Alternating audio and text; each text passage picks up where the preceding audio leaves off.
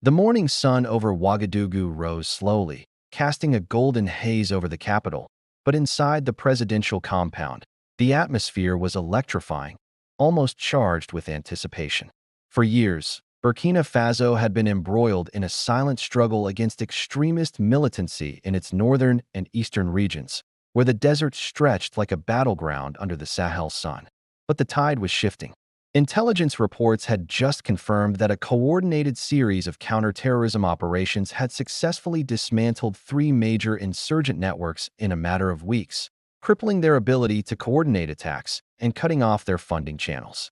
President Ibrahim Traoré stood at the helm of the National Defense Council, flanked by military commanders and foreign advisors, including senior strategists from India. The nation had recently formalized a comprehensive security partnership with New Delhi, bringing in advanced surveillance technology, precision drones, tactical communication systems, and training programs that elevated Burkina Faso's security forces to a level previously thought impossible. The partnership was the culmination of years of discreet diplomacy. India, seeking to expand its influence in Africa while supporting regional security, had offered Burkina Faso not only technology, but a platform for long-term strategic collaboration. Military officers trained in Mumbai and New Delhi were now returning home, bringing with them skills in counterinsurgency, intelligence analysis, and battlefield coordination that had transformed the Sahelian military apparatus.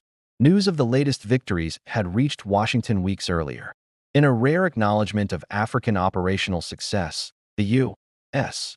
Congress passed a bipartisan resolution commending Burkina Faso for its decisive actions against terrorism. Analysts in the corridors of power noted that it was an unusual move. Typically, the successes of African militaries against extremism were filtered through international agencies or embedded narratives of Western oversight. But this time, the applause was direct, signaling recognition of Burkina Faso's growing operational autonomy and its ability to project influence over its own security landscape. In the capital, celebrations were tempered by pragmatism. Military commanders knew that dismantling insurgent networks did not guarantee permanent stability. Yet the combination of India's technological support, improved troop training, and local intelligence networks had created an unprecedented level of operational synergy. Drones equipped with night vision and real-time communication systems could identify and monitor insurgent movements across the desert expanse. Armored units, trained in rapid response tactics, moved efficiently to intercept threats, cutting off supply chains and intercepting covert weapon caches before they could be deployed. The intelligence chief, Colonel Bakary, presented the operational maps to the president. Colored lines traced insurgent routes, supply hubs, and safe houses. Every week, the maps grew increasingly empty, showing that Burkina Faso's forces were dominating terrain that had previously been lawless. Traoré's eyes scanned the maps, not with triumph, but with calculation. Every victory had to be consolidated. Every liberated village required stabilization, infrastructure, and governance.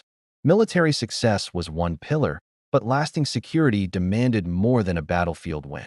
While Burkina Faso was achieving tangible results on the ground, the political ripples extended far beyond its borders.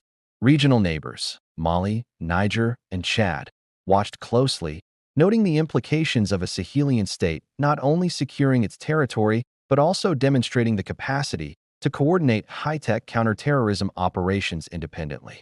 The Indian partnership was particularly striking. It marked a shift in the global balance of influence in Africa. Western powers, accustomed to being the primary suppliers of security aid, were confronted with a nation taking strategic initiatives beyond their traditional control. In Washington, analysts debated the consequences. The congressional recognition of Burkina Faso's successes was carefully worded to avoid overtly signaling approval of a foreign partnership that challenged U.S. influence, yet the message was unmistakable. African nations could achieve security victories on their own terms if equipped with the right resources and strategic autonomy. Policy briefings emphasized that Burkina Faso's model, combining local intelligence, disciplined military operations, and selective international partnerships, might serve as a template for stabilizing other fragile regions in Africa. Back in Ouagadougou, President Traoré convened a secure video conference with the Indian Defense Ministry. Screens illuminated the room, displaying senior Indian officers alongside local commanders. Discussions ranged from integrating AI-assisted surveillance systems to expanding rapid deployment units capable of operating across borders. India had committed to supplying both hardware and expertise, creating a network of tactical support that stretched from Ouagadougou to Mumbai, linking intelligence analysts with field operatives in near real time. The collaboration was unprecedented in its scale and precision. Drones could track insurgent convoys as they moved through remote desert regions, relaying coordinates to ground units that intercepted them with minimal risk to civilians. Communication networks encrypted in advanced protocols ensured that intelligence remained secure. For the first time, Burkina Faso's military had both the technological edge and the strategic confidence to plan large-scale operations without external oversight. As the security apparatus evolved, the civilian dimension became equally critical. The government deployed reconstruction teams to towns recently liberated from insurgent control. Schools reopened, marketplaces resumed, and local governance structures were reinforced. Stabilization was not purely military. It required infrastructure, social services, and economic revitalization. Citizens began to perceive security not as abstract protection, but as a tangible improvement in their daily lives. The victories over terrorism were measured not only by destroyed insurgent compounds, but by renewed commerce, education, and social stability. In this complex theater, Burkina Faso's success resonated across the continent. Other African states facing insurgencies studied the model closely. The combination of regional intelligence networks, rapid response forces, and selective strategic partnerships offered a replicable template. Policy forums in Nairobi, Bamako, and Lagos debated the lessons learned, and military exchanges began to form a new Pan-African security framework. The message was clear: African nations could achieve strategic autonomy without relying exclusively on Western military aid. Meanwhile, in Ouagadougou, the president contemplated the geopolitical implications. The Indian partnership strengthened Burkina Faso's security at a time when global powers were recalibrating their influence in Africa. China's presence in infrastructure and Russia's growing engagement in defense provided additional vectors of influence. Yet Burkina Faso's strategy was deliberate, not dependence, but alignment with partners offering mutual benefit and respect for sovereignty. The operational success on the ground, combined with international recognition from the U.S. Congress, elevated Burkina Faso's profile as a capable and independent actor. Media outlets worldwide covered the story, a West African nation demonstrating effectiveness against terrorism while simultaneously leveraging strategic partnerships to enhance its national security. For the first time, Burkina Faso was positioned as a model of African resilience, strategic foresight, and diplomatic acumen. Yet within the country, leaders remained vigilant. Insurgent networks were adaptive, capable of exploiting lapses in intelligence or coordination. The military maintained a continuous cycle of training, surveillance, and community engagement. Citizens were integrated into local intelligence networks through secure reporting channels, reinforcing the collaboration between state and society. Security was not merely enforced, it was co-created. The Indian partnership extended beyond the battlefield. Training programs for military engineers, intelligence analysts, and logistics officers ensured that Burkina Faso's military capacity was sustainable. Local technicians mastered the maintenance of advanced drones and communication systems, reducing reliance on foreign operators. The transfer of knowledge was as significant as the transfer of technology, embedding long-term capabilities within the nation's defense ecosystem. In parallel, diplomatic channels were leveraged to reinforce regional stability. Burkina Faso initiated dialogues with neighboring states to share intelligence, coordinate border patrols, and standardize counterterrorism protocols. The U.S. recognition, though symbolic, provided additional leverage, signaling to both regional allies and adversaries that Burkina Faso's operational strategy had global legitimacy. As weeks turned into months, the combined impact of military victories and strategic partnerships began to reshape local realities. Villages once terrorized by insurgent groups now had functioning markets, operational schools, and active local governance. Citizens reported increased freedom of movement, and a sense of confidence in the state's ability to protect them. The narrative of insecurity was giving way to a story of empowerment, resilience, and proactive governance. The president, reflecting on the year's developments, understood that the battle was ongoing. Operational victories were critical, but so too were diplomacy, regional coordination, and the careful management of international perception. The Indian partnership provided not only material support, but also a strategic credibility that signaled Burkina Faso's ability to engage with global powers on equal footing. At night, Ouagadougou's skyline glowed with the quiet hum of a city awakening to renewed stability. In government offices, security operations continued to be monitored, drones patrolled the desert's edge, and commanders reviewed intelligence with the precision of a well-oiled machine. Citizens, aware of the delicate balance between vigilance and liberty, engaged actively with local authorities, fostering a culture of collaboration that reinforced security achievements. Meanwhile, across the Atlantic, U.S. lawmakers watched closely. The bipartisan recognition of Burkina Faso's victories was accompanied by cautious policy recommendations. Congress acknowledged the potential of strategic partnerships that respected African agency while enhancing security outcomes.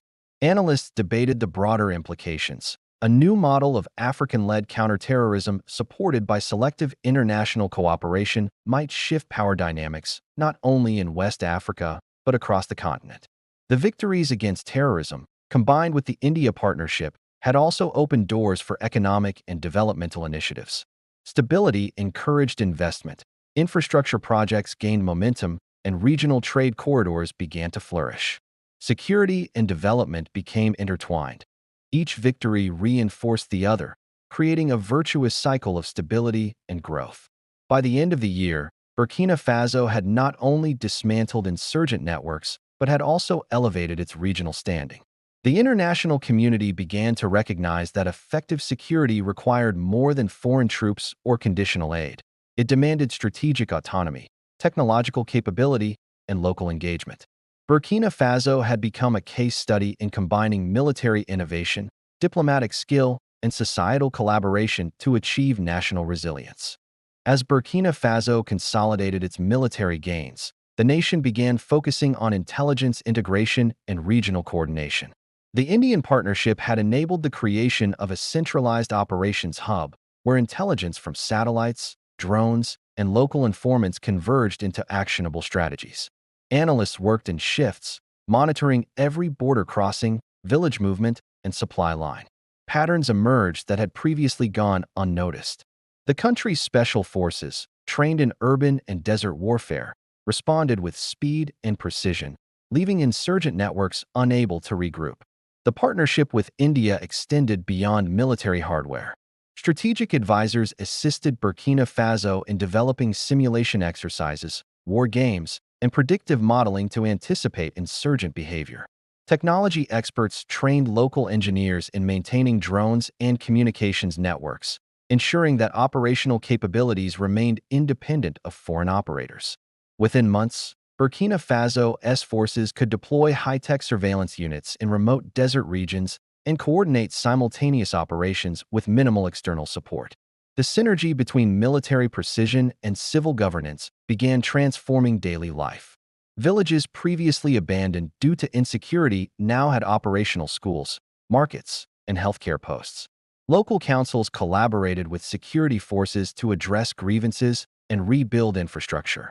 Citizens reported improved safety and mobility, while community policing initiatives encouraged active participation in maintaining stability. Security was no longer only a matter of military intervention. It was embedded in societal structures, creating resilience against insurgent infiltration. Meanwhile, the recognition from the U.S. Congress added a critical dimension to Burkina Faso's international standing. Analysts in Washington acknowledged that the nation's success was not merely a military achievement. It represented a new model of African-led security. Diplomatic briefings emphasized that Burkina Faso's approach, combining tactical independence, selective strategic partnerships, and community engagement, could redefine international counterterrorism policy. African nations, long viewed as dependent recipients of aid, were demonstrating operational sophistication that demanded respect. The ripple effect across West Africa was immediate. Neighboring countries, including Mali and Niger, sought to emulate Burkina Faso's model. Regional intelligence sharing protocols were strengthened, border patrols coordinated, and joint exercises conducted to standardize responses to militant activity. Burkina Faso's forces, now equipped with Indian technology and trained in advanced counterinsurgency tactics, provided mentorship and advisory support to regional allies, fostering an unprecedented level of continental cooperation. Inside the presidential compound, strategic meetings continued daily. President Traoré convened advisors to assess emerging threats, anticipate insurgent adaptations, and plan preemptive operations. Data analytics became central to decision-making. Satellite imagery tracked desert movements. Intercepted communications revealed insurgent planning, and AI-assisted analysis predicted vulnerabilities in enemy operations. The military's ability to process and act on intelligence in real time was now a critical component of Burkina Faso's counterterrorism victories. The operational successes began to alter the broader geopolitical landscape. Western powers, who had previously held leverage in the Sahel through military aid and advisory roles, were confronted with a new reality. Burkina Faso had achieved results independently, with Indian support, and with growing regional influence. Washington, while applauding the victories in Congress, understood that traditional levers of influence were no longer sufficient. Strategic adjustments were required, including increased collaboration on intelligence sharing and acknowledgement of Burkina Faso's autonomy in security planning. Simultaneously, the Indian government leveraged the partnership to expand its footprint in Africa, aligning its strategic interests with the continent's security priorities. Defense contracts, joint training programs, and technology transfers created a network of interdependence that strengthened both nations. India gained a reliable ally in West Africa, while Burkina Faso enhanced its operational capabilities and reinforced sovereignty over its security policy. The societal impact of the victories was equally transformative. Freed towns experienced a resurgence of commerce, education, and civic life. Markets reopened, trade routes stabilized, and communities organized to protect and sustain local infrastructure. Local populations, once marginalized in security planning, were now integral to intelligence networks, providing crucial information that improved operational outcomes. Citizens recognized that their participation mattered, and the government's transparent coordination fostered trust and social cohesion. In military academies, new courses reflected the partnership's emphasis on modern counterterrorism tactics. Young officers studied drone operations, cyber intelligence integration, and advanced battlefield coordination. Simulations replicated real-world scenarios, enabling rapid problem-solving and strategic foresight. This knowledge transfer ensured that Burkina Faso's gains were sustainable, building an indigenous capacity to manage complex security challenges for generations to come. Meanwhile, international media highlighted Burkina Faso's rise as a model for Africa. The U.S. congressional resolution praising the country's victories was widely reported, presenting a narrative of African efficacy and self-determination. Analysts argued that Burkina Faso's success demonstrated that selective international partnerships, when combined with local leadership and innovation, could produce effective outcomes without compromising sovereignty. The story resonated across the continent, inspiring other nations to pursue autonomy in security and governance. Despite these achievements, vigilance remained paramount. Insurgent networks were adaptive and persistent. The military maintained continuous operations, using predictive analytics to anticipate attacks and preemptively disrupt threats. Cross-border coordination with Mali, Niger, and Chad ensured that militants could not exploit regional gaps. The integration of Indian technology with Burkina Faso's tactical expertise created a responsive, layered security system capable of addressing both immediate threats and long-term strategic challenges. As stability grew, Burkina Faso's government began integrating development initiatives with security operations. Infrastructure projects, schools, and healthcare facilities were deployed in tandem with military stabilization, ensuring that liberated areas could thrive. The combination of security and development created a feedback loop. Safer regions attracted investment, facilitated trade, and strengthened governance, which in turn reduced vulnerability to insurgent influence. The Indian partnership expanded to include not only military assistance, but also joint development projects. Technology exchanges extended to logistics, communication networks, and infrastructure planning. These initiatives enhanced Burkina Faso's capacity to manage complex operations, both military and civilian, reinforcing sovereignty and national resilience. Internationally, Burkina Faso's model sparked debate. Critics questioned the reliance on foreign partnerships, but proponents emphasized the deliberate strategy of selective collaboration. Unlike traditional aid structures, the Indian partnership respected Burkina Faso's autonomy, providing support without undermining decision-making authority. The result was a nation capable of independent action, yet connected strategically to global partners. The victories against terrorism culminated in a national celebration. Soldiers, officials, and citizens gathered in Ouagadougou to honor those who had fought and sacrificed. Military demonstrations showcased advanced tactics and equipment, reinforcing public confidence in the state's ability to maintain security. The ceremony was not only a commemoration of success, but a reaffirmation of Burkina Faso's sovereignty and strategic foresight. As the year drew to a close, Burkina Faso had achieved something unprecedented: operational independence, regional leadership, and international recognition. The partnership with India had enhanced security and capacity, the victories against insurgents had stabilized communities, and the acknowledgement from the U.S. Congress had elevated the nation's global standing. For the first time in decades, Burkina Faso was not reacting to external pressures. It was shaping outcomes, leading regional security, and demonstrating the power of strategic autonomy. Across West Africa, the message was clear: African nations could lead, innovate, and secure their futures through careful planning, selective partnerships, and coordinated action. Burkina Faso's example inspired confidence, proving that sovereignty, intelligence, and capability could redefine the continent's role on the global stage. In Ouagadougou, as the sun set over a city alive with commerce, education, and celebration, the president reflected on the long road ahead. Security victories were meaningful, but lasting stability demanded continued vigilance, innovation, and collaboration. The Indian partnership would continue to evolve, regional cooperation would deepen, and the commitment to African-led solutions would remain at the core of national policy.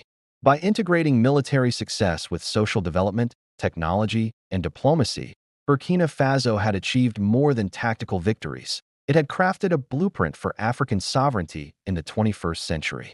The U.S.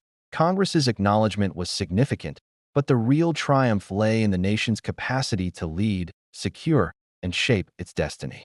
As night fell over the capital, drones patrolled the desert perimeters, ground units maintained rapid response readiness, and citizens slept with renewed confidence. Burkina Faso had not only defeated terrorism in critical regions, but had also demonstrated the power of strategic partnerships aligned with national interests. The nation's rise was both a testament to resilience and a signal to the world. Africa could achieve security, stability, and autonomy through vision, planning, and collaboration. And for the first time in decades, the story of Burkina Faso was no longer defined by external dependency, but by self-determination, strength, and a clear vision for the future.